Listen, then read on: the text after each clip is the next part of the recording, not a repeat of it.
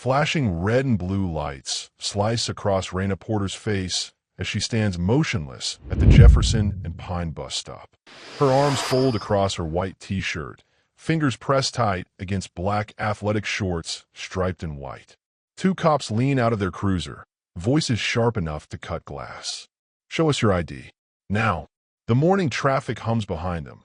Cars slowing, phones lifting, recording. A woman in scrubs whispers to the man beside her. Three teenagers stop mid-conversation, eyes wide. The smell of exhaust mixes with burnt coffee from the corner deli. Steam rises from a manhole cover across the street. Raina's jaw tightens. Her voice comes out steady, controlled. "I'm waiting for the bus." Officer Dugan steps onto the curb, hand hovering near his belt. His partner Klein circles around the passenger side, boots heavy on concrete. The leather of their gun holsters creaks with each movement. Their badges catch the morning sun, bright, official, meant to command respect. Don't play games. You match a description. Her son Kion kissed her goodbye 40 minutes ago. Told her he loved her. Asked if she'd make pancakes tomorrow. She promised she would. That promise feels heavier now, like something that might slip away if she's not careful. "What description?" Raina asks. Her pulse stays even. Years of training do that. Keep the heartbeat slow when the world speeds up. Keep the voice level when every instinct screams to run. Klein moves closer. His shadow falls across her feet. Hand where we can see them. A crowd forms. 7 people. Then 12. Then 18. Phones rise like witnesses at a trial. A construction worker in an orange vest stops mid-stride. An elderly man with a cane plants himself on the corner, watching. Someone shouts, "Yo, she's just standing there." The bus stop bench presses against the back of Raina's legs. The metal feels cold through her shorts. She shifts her weight slightly, centering her balance. An old habit, something they taught her in Quantico during defensive tactics training. "Hi viewers, kindly tell us where you're watching from and what time it is." Dugan's fingers wrap around her elbow. The grip digs in, tight, claiming, meant to control. Raina doesn't pull away, doesn't flinch. Her eyes stay locked on his face, reading every micro-expression, every tell. The slight flare of his nostrils, the tension in his jaw, the way his pupils dilate just a fraction when he realizes she's not showing fear. "You're making a mistake," she says. "That a threat?" Klein barks. He reaches for her tote bag, yanks it from her shoulder. The strap burns across her skin. Receipts scatter like confetti. A water bottle rolls across the sidewalk, spinning in lazy circles. Her small notebook lands face down near the bench, pages fluttering in the breeze. The cameras catch everything. The angle, the force, the way her composure never cracks. 23 phones now. The footage uploads in real time to Instagram, TikTok, Twitter. People who weren't even there start typing comments before they know the full story. A middle-aged woman in a business suit steps forward. "Officers, what did she do?" Klein doesn't answer. His attention stays fixed on the scattered contents of Raina's bag. His boot nearly steps on something small, leather, government issue. But underneath that notebook, partially hidden by a crumpled CVS receipt, something gold glints in the Atlanta morning sun. Something with letters embossed in official font. Something that changes everything. The crowd leans in. Dugan's eyes narrow. Klein's hand freezes mid-reach, hovering in the air like he's suddenly afraid to touch what he's seeing. And Raina Porter stands perfectly still, knowing exactly what's about to happen. Knowing these next 10 seconds will rewrite the narrative these officers thought they controlled. But no one else does. The construction worker zooms in with his phone. The elderly man with the cane mutters something under his breath. Traffic continues behind them, oblivious, rushing, normal. And everything balances on the edge of a moment nobody planned. Would you trust your calm in a moment like this? Or would fear win? Headlines explode across phone screens before the officers even process what they're seeing. The footage uploads in real time. Shaky hands holding cameras steady enough to catch Dugan's confusion. Klein's sudden step backward, the golden badge reflecting sunlight like a mirror aimed at truth. Black mom threatened at bus stop. Turns out she's FBI. The news cycle devours it. CNN picks it up within the hour. Local Atlanta stations interrupt their morning programming. Twitter trends in 17 minutes flat.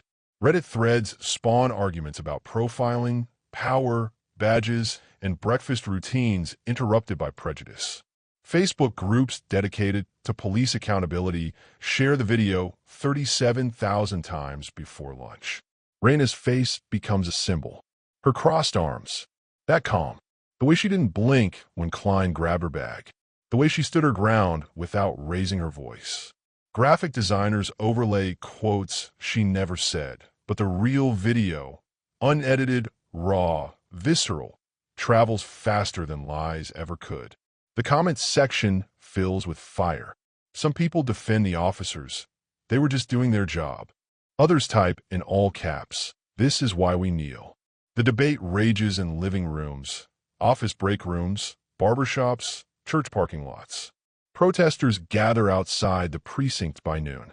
Not violent, not vengeful, just present, holding signs that read, "She warned you," and "Prejudice is blind, but cameras aren't." A woman brings her daughter, maybe 7 years old, who holds a hand-drawn poster with a badge and the words "Respect goes both ways." News helicopters circle overhead. Reporters stand in front of the precinct doors, microphones ready, makeup artists dabbing powder on their faces between takes. The story has legs. Momentum, the kind of traction that ends careers or sparks reforms, depending on who controls the narrative. The department scrambles. Press releases drafted, deleted, rewritten. Legal reviews, every word. Internal affairs gets the call. The captain's phone rings 47 times in 2 hours. He stops answering after the mayor's office leaves the third message demanding an explanation. But here's the thing nobody outside the bureau knows yet. Raina Porter wasn't supposed to be visible at all. For 9 months, she lived as a ghost. No social media. No photos. No trail. No footprint. She infiltrated a trafficking network so deep it threaded through police departments, courthouses, shipping docks, city council meetings. 3 people knew her real identity. 3. Her handler in the FBI field office. The assistant director overseeing the operation. And 1 analyst who processed her intel reports in a windowless room on the 4th floor. That's it. Not her neighbors. Not her son's teachers. Not even the man who sold her groceries every Thursday evening. And one of those names she'd been tracking. One of the dirty cops who took money to look the other way while children disappeared. Worked in the same district where Dugan and Klein were their badges. The camera footage freezes on her face. Exhausted, but unshaken. A single mom who just wanted to catch the bus home. Who carries secrets heavy enough to dismantle empires. Who lives 2 lives that never should have collided in public. Voiceover cuts through the montage. Funny thing about truth. It shows up even when no one's ready for it. The screen fades to black. Just for a moment. Long enough to breathe. Long enough for the weight of what happened to settle like dust after an explosion. Then it cuts back to that morning. To the woman standing at a bus stop with grocery receipts in her bag and a federal badge she never planned to reveal.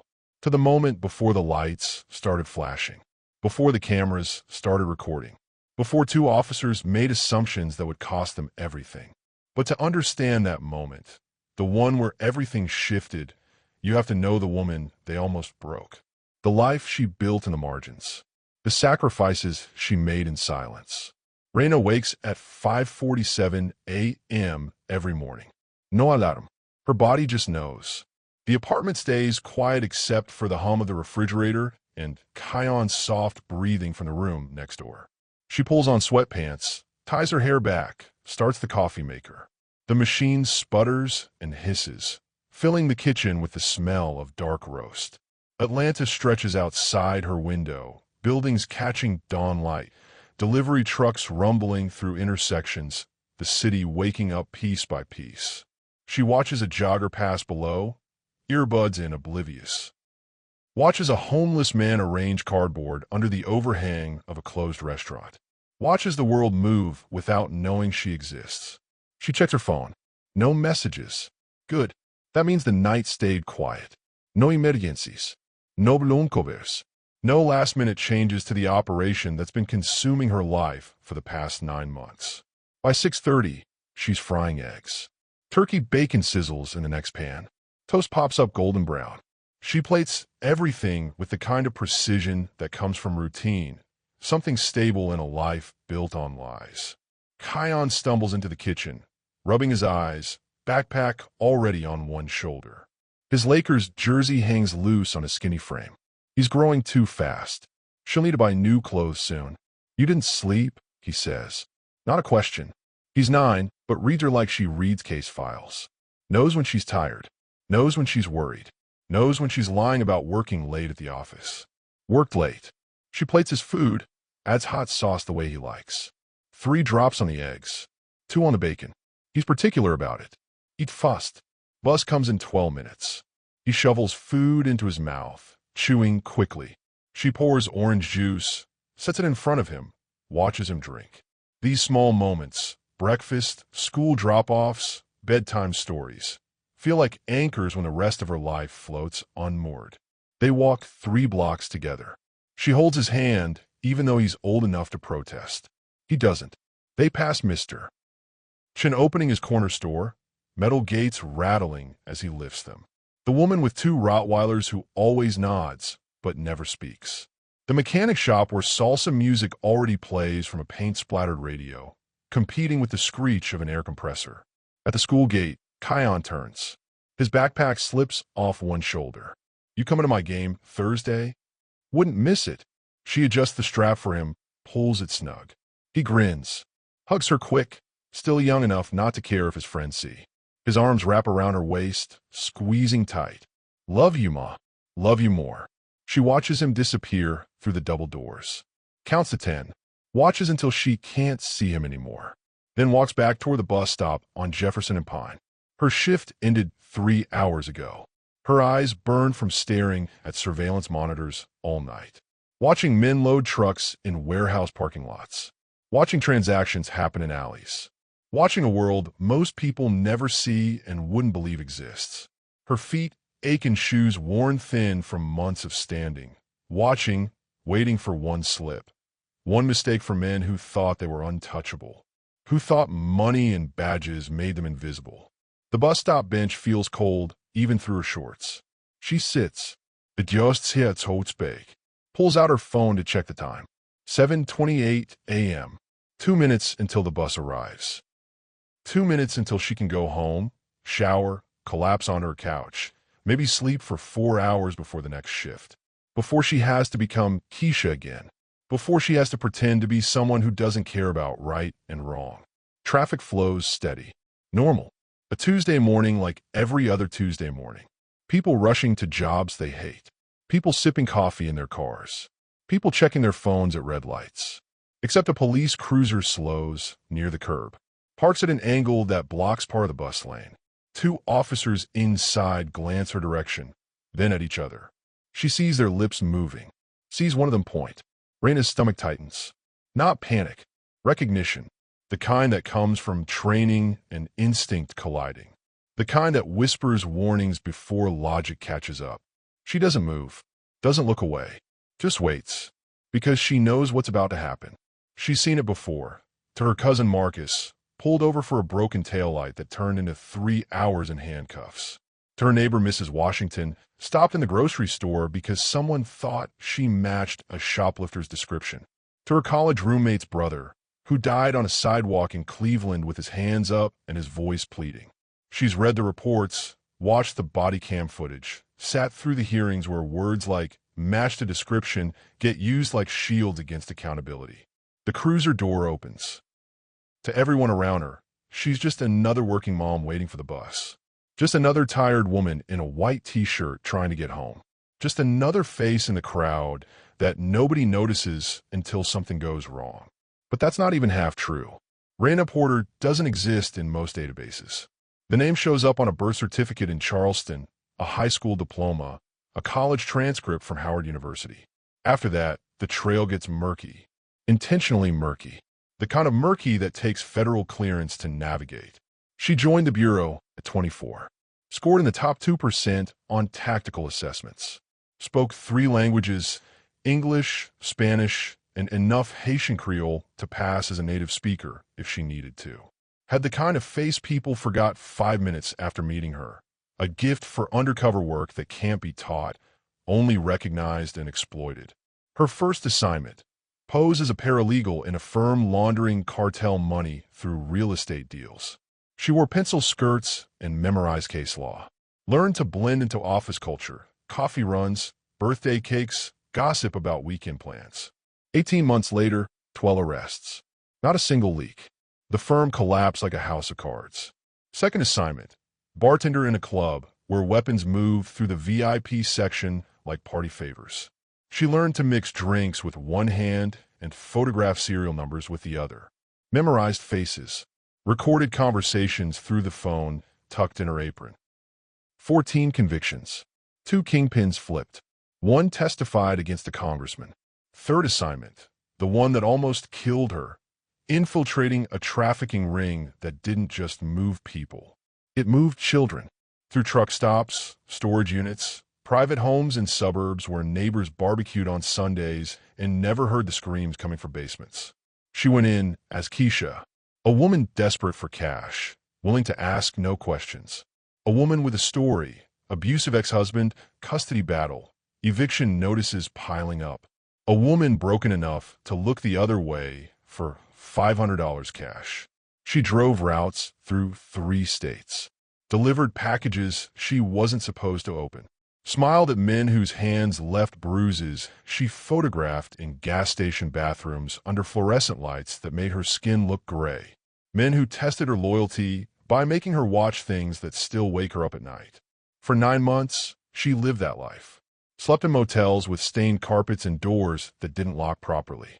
Ate vending machine dinners, chips, candy bars, stale sandwiches. Called Kion every Tuesday and Thursday at exactly 6 p.m., voice bright, pretending she was working late at the office. Pretending everything was fine. Pretending she wasn't dying inside. He never knew his mother spent those nights memorizing license plates, recording conversations through the phone in her pocket, building a case that would eventually collapse a network spanning 4 states and implicate 17 people. The operation had one problem: dirty cops. Officers who took payments to look the other way, who deleted reports, who called ahead when raids were planned, who provided escort for trucks carrying cargo that should have been stopped at every checkpoint. Raina documented every name, every transaction, every time someone in uniform protected monsters instead of children, every time a badge became a weapon against the innocent instead of a shield for them. One of those names: Officer Marcus Trell. Badge number 4738. Work patrol in District 7. 2 precincts away from where Dugan and Klein started their shifts this morning. 38 years old. Married. 2 kids of his own. Took $12,000 over 6 months to make sure certain trucks never got pulled over. Trell doesn't know Raina's real identity. He knows Keisha, the woman who drove the Tuesday routes, who never asked questions, who laughed at his jokes and accepted cash in parking lots. The woman who disappeared 3 weeks ago when the raid started. He's been looking for her, calling numbers that no longer connect, checking motels where she used to stay, getting nervous because the dominoes keep falling and he knows his turn is coming, knows the bureau is closing in, knows someone talked. Yesterday, he circulated a description to neighboring districts. Mid-30s, athletic build, usually wearing casual clothes, might be carrying a tote bag. Wanted for questioning in connection with theft and fraud. Dangerous. Approach with caution. Do not engage alone. The description is vague enough to cover 1,000 women. Specific enough to justify stopping anyone who fits. A fishing net cast wide, hoping to catch one person before she can testify. And now, on a Tuesday morning at a bus stop, 2 officers who work in his district approach a black woman matching that description. A woman sitting alone, tired, vulnerable. A woman who looks like she won't fight back. Raina sits on that bench knowing all of this. Knowing Trell's desperation infected his colleagues like poison spreading through water. Knowing these 2 cops see a suspect when they should see a federal agent. Knowing the system she serves is the same system trying to silence her. knowing that in about 90 seconds, her carefully constructed cover is about to detonate in public. 9 months of work, 9 months of risk, 9 months of lies and bruises and nights spent crying in motel showers where nobody could hear. The Bureau didn't plan for this. Her handler doesn't know she's here. The raid on Trell happens in 6 days, after they finish building the case airtight. After they secure testimony from 3 other witnesses. After they prepare for the media storm that follows arresting a cop. But Dugan and Klein don't care about timelines. They don't care about investigations or due process or the possibility they might be wrong. They see a woman who fits a description. A woman alone. A woman they assume won't fight back. They're about to learn how catastrophically wrong assumptions can be. Because the person they're threatening isn't Keisha anymore. Isn't a ghost. Isn't invisible. She's Special Agent Raina Porter. Mother. Daughter. Federal officer. And the cameras are already recording every mistake they make. Dugan's hand moves to his belt. Not the gun, but close enough. The gesture means something. Means he's decided she's a problem before asking a single real question. His fingers drum against the leather holster. Nervous energy disguised as authority. Step away from a bench. His voice carries across the sidewalk, cutting through the morning noise. People turn. The teenagers with skateboards. The man in the business suit checking his watch. The woman pushing a stroller. A UPS driver loading packages into his truck. Raina stands slowly. Her tote bag stays on her shoulder. Her hands stay visible, not raised, just open. Calm. Non threatening. Everything they taught her at the academy about de-escalation. Everything that shouldn't matter, but does. Can I ask what this is about? She keeps her tone flat. Neutral. The kind of voice that doesn't escalate, but doesn't submit either. The kind that walks the razor edge between compliance and dignity. Klein circles to her left. Classic flanking maneuver. Corner the suspect. Cut off exits. Make them feel trapped. Make them panic. She recognizes the tactic. Taught it herself to trainees in Quantico. You can start by showing ID, Klein says. His sunglasses reflect the morning light. She can't see his eyes, but she can read his posture. Weight forward, shoulders tight, ready to move. Ready to put hands on her if she gives him the slightest excuse. I don't have to show you anything without probable cause. Raina knows the law better than they do. Knows exactly how this should go. How it won't. How it never does when skin color becomes the only evidence needed. Dugan steps onto the curb. His boots are polished. Department issued. Size 11. She notices everything. Can't help it. Probable cause is you match a description. Now stop playing games and comply. The crowd grows. 15 people. 20. 25. A man in paint-stained jeans pulls out his phone, angles it toward the scene. A woman whispers to her friend. The bus rumbles past. Her bus, the one she was supposed to catch, and keeps going. The driver glances at the police cruiser and decides not to stop. Raina calculates. 2 officers. Both armed. Both agitated. Crowd recording. No backup visible yet. She could defuse this in 10 seconds by showing her credentials. Flash the badge. Watch their faces go pale. Walk away. But doing that blows her cover completely. Puts Kion at risk. Puts the investigation at risk. Puts 3 other undercover agents at risk. Alerts Trell that she's still alive, still operational, still dangerous to him. So she waits. Lets them make the next move. Lets the cameras see everything. Lets the narrative build itself brick by brick. Ma'am, I'm not asking again. Dugan's voice drops lower. Threatening. The kind of tone meant to intimidate. To establish dominance. He reaches for her arm, fingers extended. She pulls back. Not aggressive, just defensive. Creating space. Maintaining boundaries. Don't touch me. You're refusing to cooperate? Klein moves closer. The circle tightens. She's boxed now. Sidewalk behind her. Cruiser to the right. 2 officers in front. Nowhere to go without pushing through them.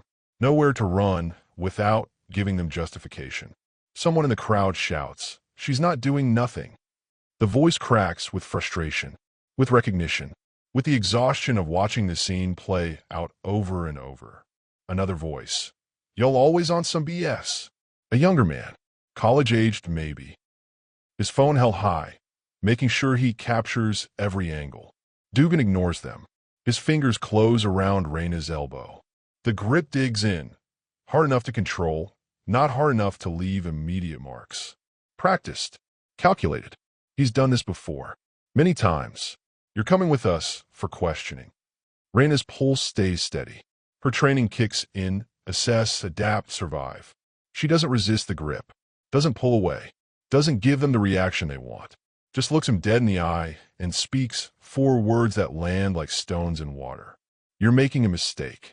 Klein hears it as defiance, as disrespect, as confirmation that she's guilty of something. He steps forward, yanks her tote bag from her shoulder. The strap catches, jerks her sideways.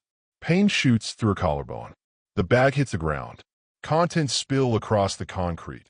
Receipts, a water bottle, granola bar wrappers, her phone, a chapstick, loose change, and a small leather wallet. Black. Government issue. The kind that holds credentials. Lying face down next to a crumpled Walgreens receipt. The cameras zoom in. 20 phones. 30. 40 now. The man in paint-stained jeans moves closer, kneeling to get the angle right. The woman with the stroller stops recording and just stares, mouth open. Klein reaches down to pick up the wallet. His hand hovers, freezes midair like he's suddenly afraid to touch it. Because even face down, even half covered by trash, the edge of something gold catches the light. Letters. An emblem. A seal that doesn't belong to a random woman at a bus stop. A seal that means federal authority. That means jurisdiction. That means everything about this encounter just became a career-ending mistake. Dugan's grip loosens. Just slightly. His eyes flicker from the wallet to Raina's face. Confusion creeps in. Then doubt. Then the first cold stab of fear. She doesn't move. Doesn't speak. Just stands there with her arms at her sides, waiting for the moment truth catches up to assumptions. Waiting for justice to arrive, not with sirens, but with recognition.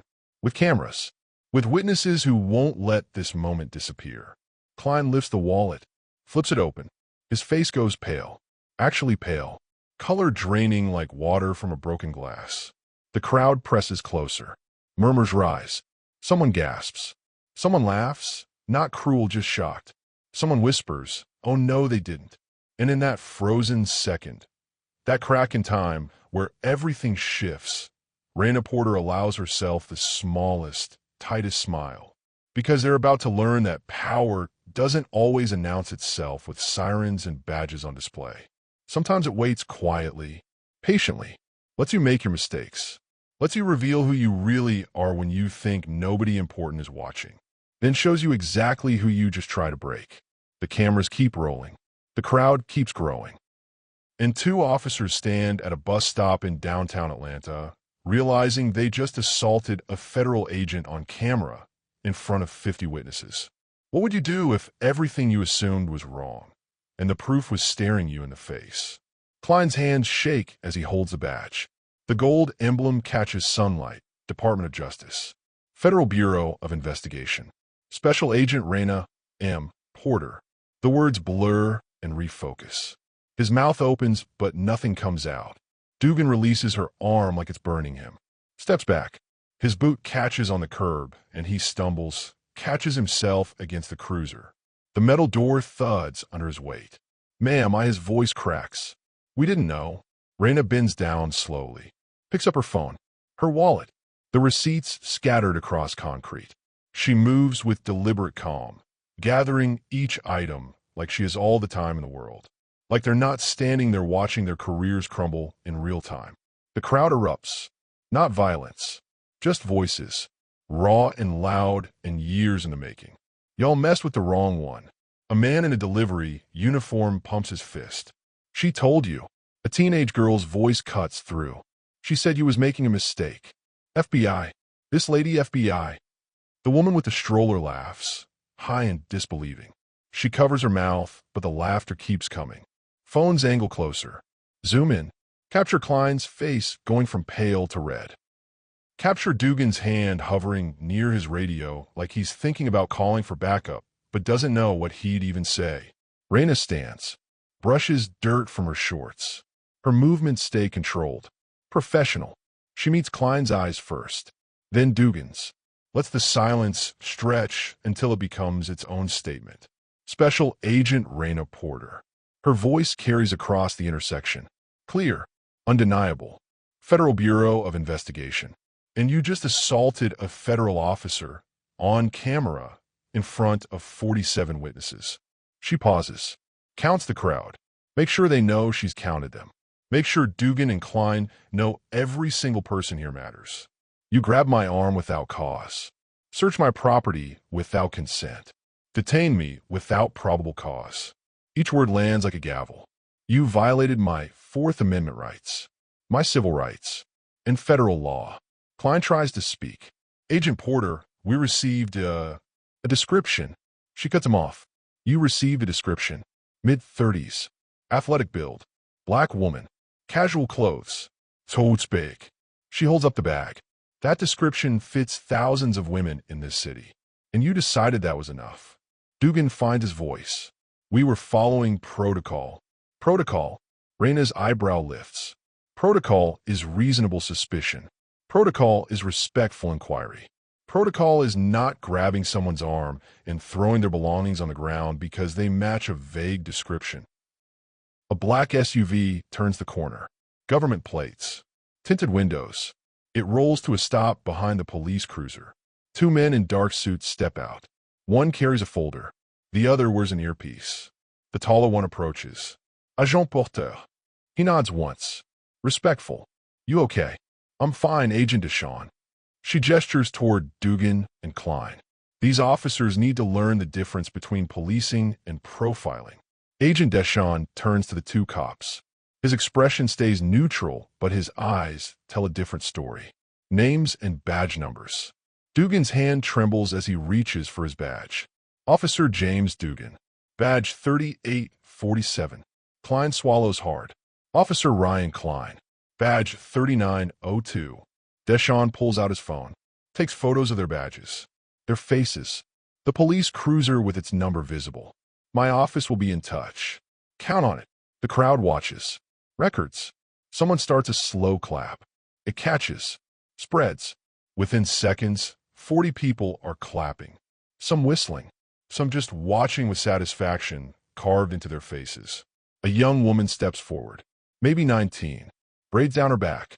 Miss Porter. Her voice shakes. Thank you. For standing there.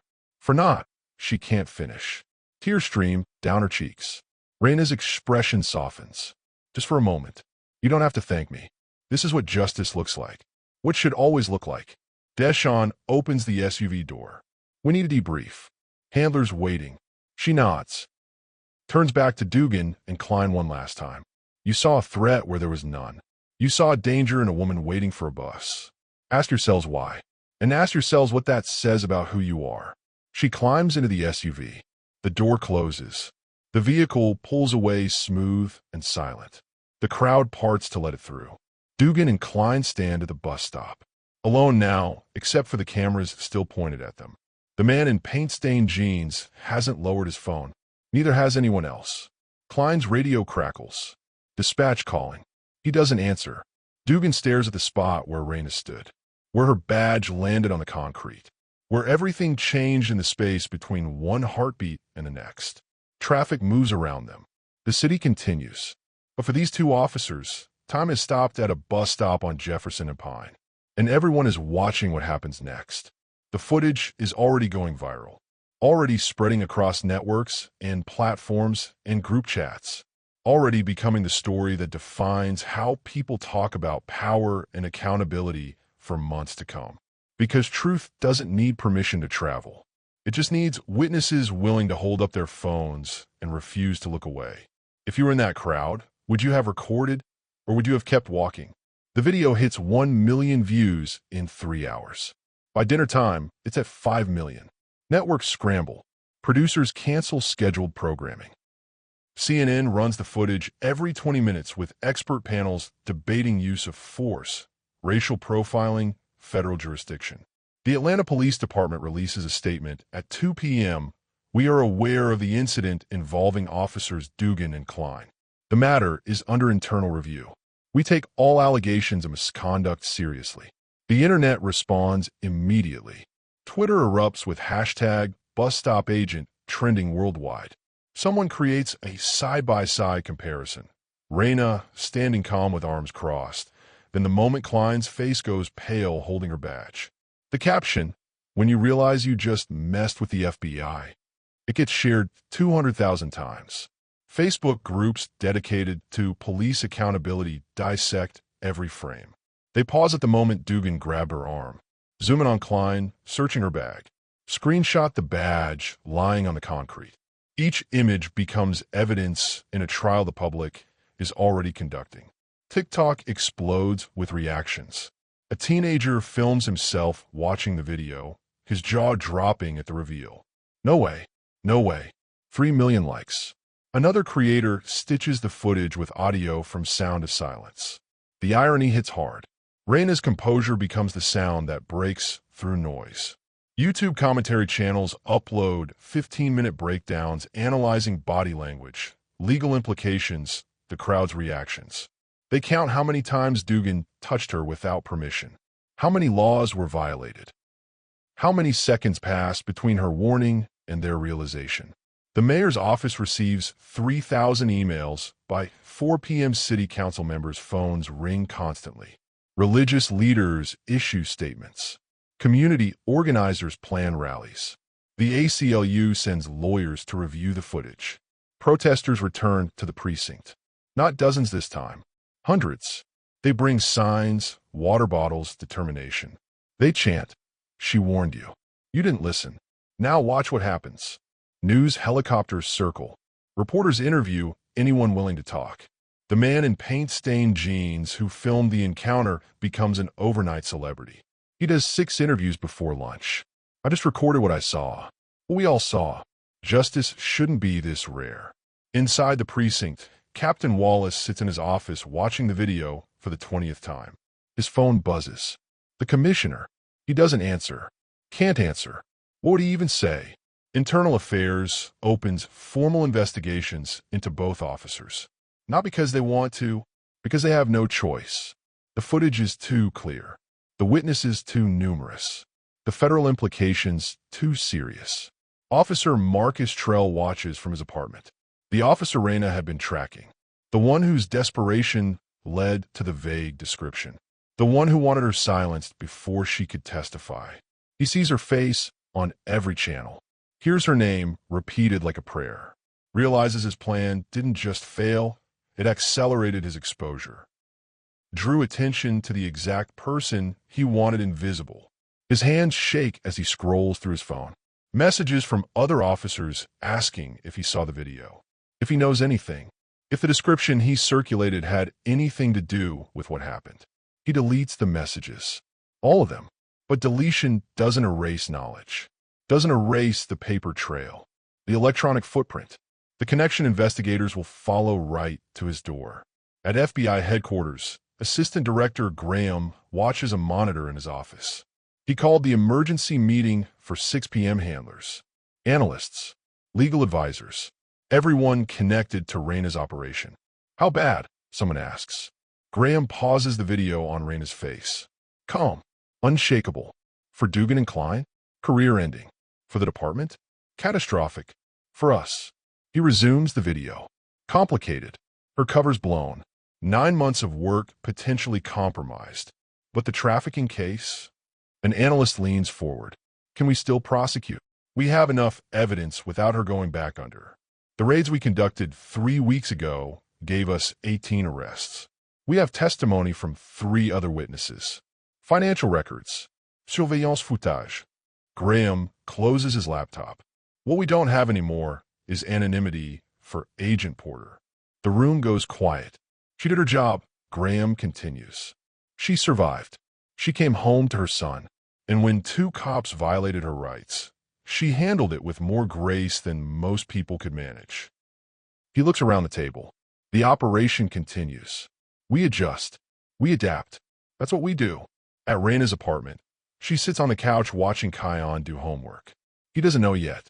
Doesn't know his mother's face is on every screen in America.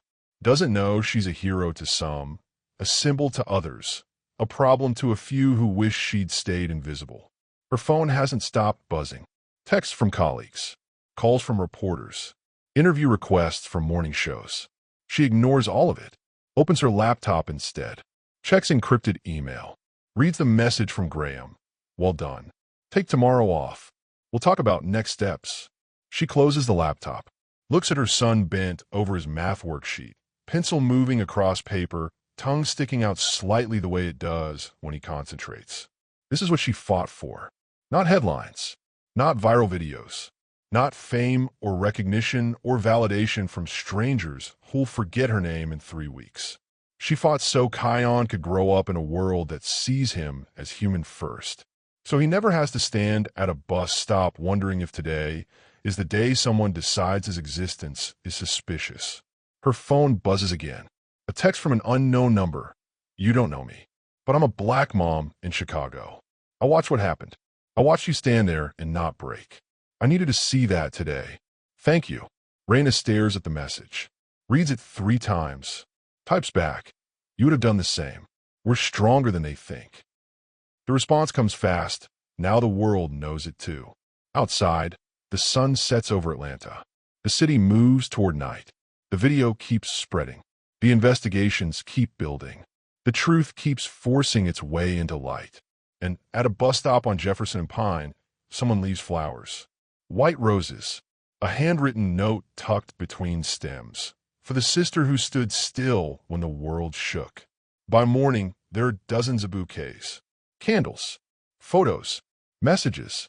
The bus stop becomes a shrine, not to violence, not to anger, to the quiet power of a woman who knew her worth and refused to let anyone diminish it.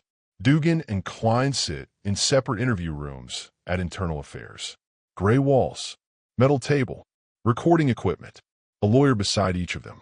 The kind brought in when officers know they're in trouble too deep to swim out alone. The investigator slides a tablet across the table to Dugan. Walk me through your reasoning. The video plays. Dugan watches himself approach the bus stop, watches his hand hover over his belt, watches the moment he grabs Raina's arm. He can't look away even though every frame makes him smaller. We received information. His voice sounds hollow. A description. Suspect wanted for questioning. From Officer Trell? Dugan nods. The same Officer Trell currently under federal investigation for corruption? His lawyer touches his arm. My client wasn't aware of any investigation at the time. The investigator leans back. But he was aware that a vague description, black woman, mid-30s, athletic build, could apply to thousands of people. And he decided that was enough to detain someone. We were following procedure. Procedure requires reasonable suspicion. What specifically about Agent Porter suggested criminal activity? Silence fills the room. The recording equipment hums. Outside, protesters chant. The sound carries through closed windows, muffled but persistent. Dugan's lawyer clears his throat. My client has served for 8 years without complaint. The investigator opens a file. Actually, there have been complaints. 7 in the past 3 years. All dismissed. All involving people of color. All claiming harassment during routine stops. Dugan's face flushes. Those were investigated. Cleared. Investigated by your captain, who's also under review now. Funny how these patterns work. In the next room, Klein faces similar questions. Similar footage. Similar realization that his career is circling the drain and there's nothing he can do to stop it. Did you identify yourself before searching her property? Klein hesitates. We were conducting an investigation. That's not an answer. Did you or did you not identify your reason for detaining her before touching her belongings? The video shows the truth. Klein reaching for her bag. Raina pulling back. Him yanking it from her shoulder without explanation or permission. This is textbook Fourth Amendment violation. The investigator taps the screen. You search her property without consent, without warrant, without probable cause. The fact that she turned out to be a federal agent is almost beside the point. You would have violated anyone's rights in that moment. Klein's lawyer jumps in. The description Officer Trell provided suggested she was dangerous. Then why didn't your client call for backup? Why didn't he approach with appropriate caution? Why did he escalate instead of de-escalate? The investigator stands. I'll tell you why.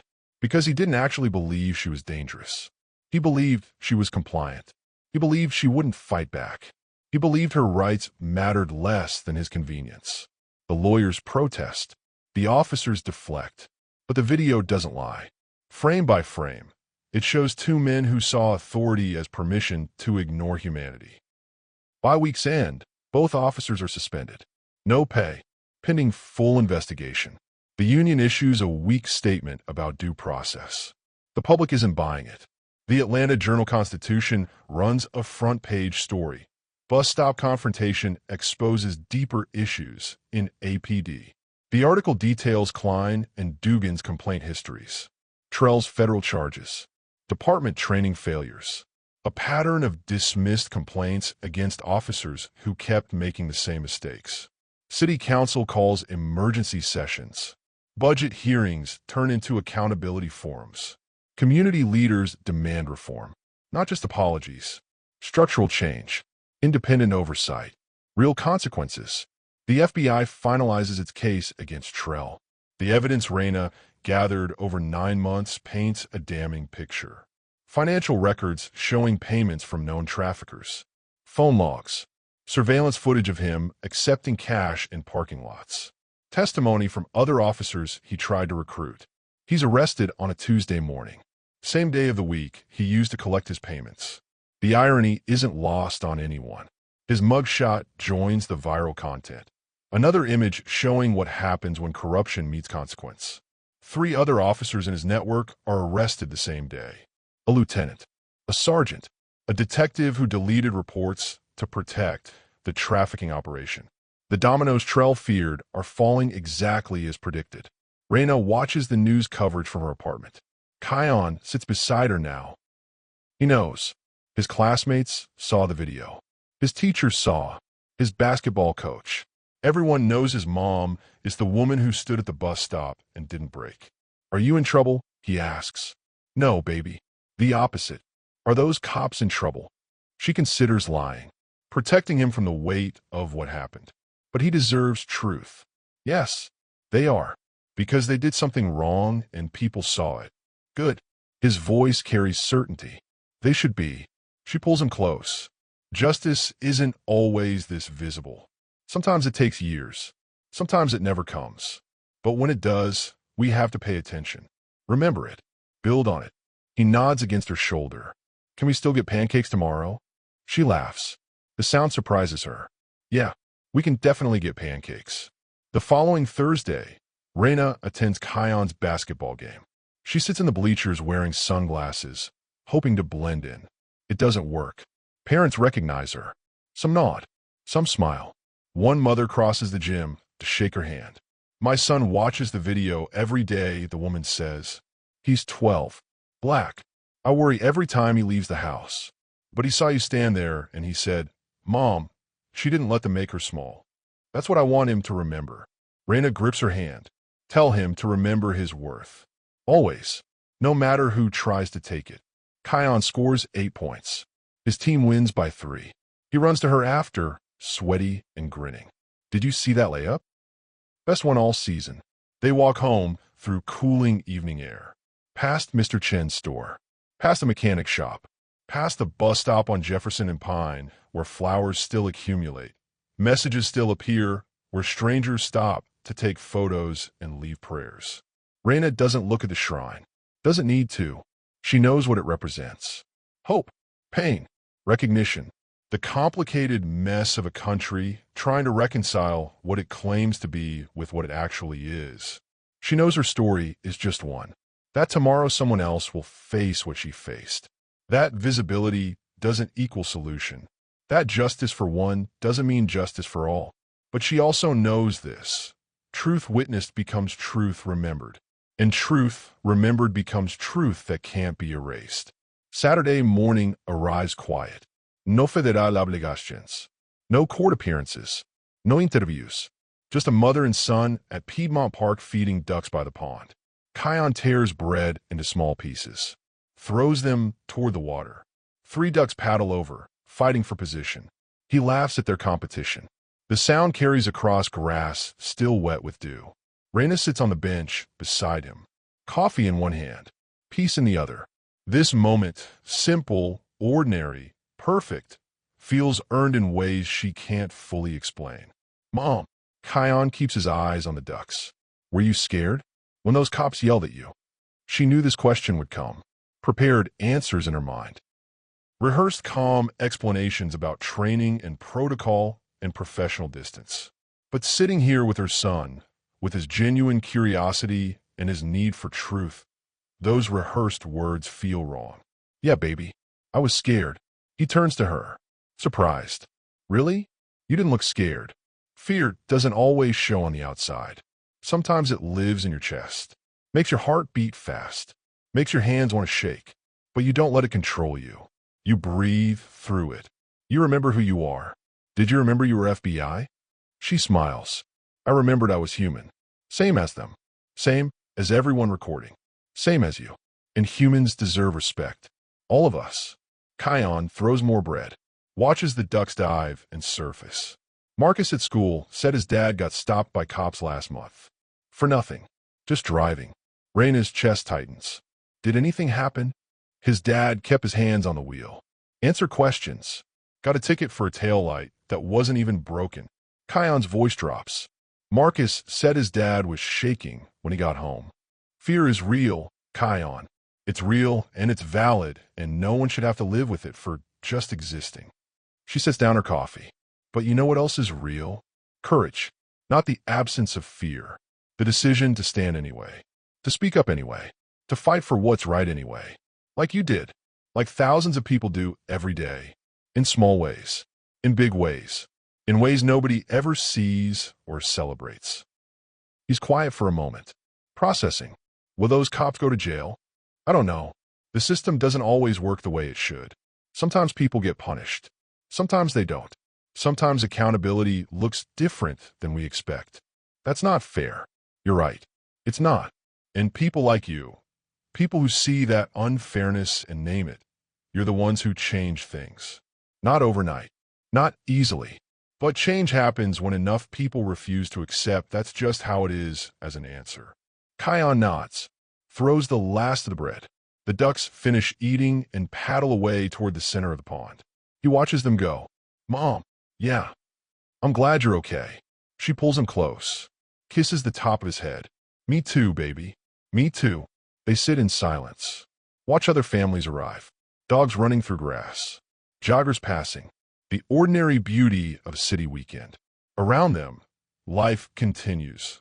Unaware that this bench holds a woman who survived, a child learning courage, a moment that will shape how he sees himself in a world that often sees him second. Can we get ice cream after this? Kion asks. Absolutely. They stand, walk toward the park exit, pass a group of teenagers playing basketball, an elderly couple holding hands, a woman pushing a stroller while talking on her phone.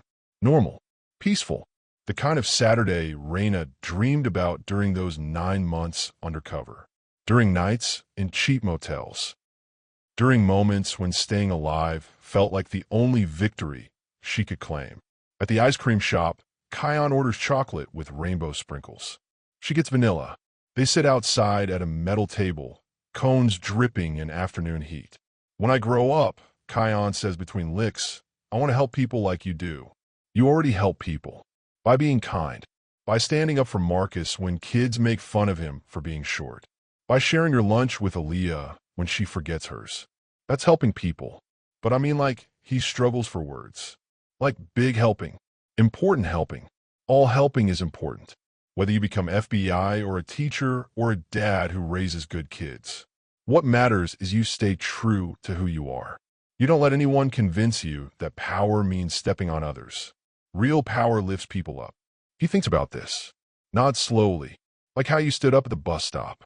Like how I stood still. Sometimes the bravest thing you can do is not react. Not match their energy. Just stand in your truth and let it speak for itself. They finish their ice cream. Walk home as shadows lengthen. The city prepares for evening. Restaurants setting up outdoor tables. Bars turning on neon signs. People heading to dinner or movies or nights with friends. Reina breathes it in. The normalcy, the freedom, the simple privilege of walking her son home without fear following like a shadow. Her phone buzzes. A text from Agent Deshawn. Press conference Monday. FBI commending your professionalism. Optional attendance.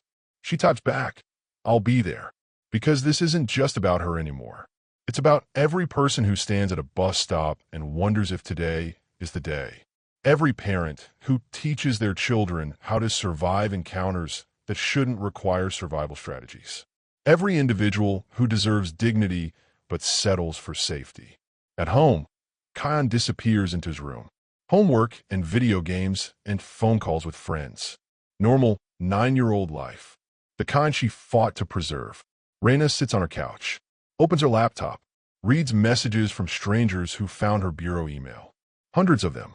Stories of survival, gratitude, shared experiences. Proof that her moment at the bus stop rippled further than any investigation ever could. One message stands out. From a woman in Detroit. My daughter is 7.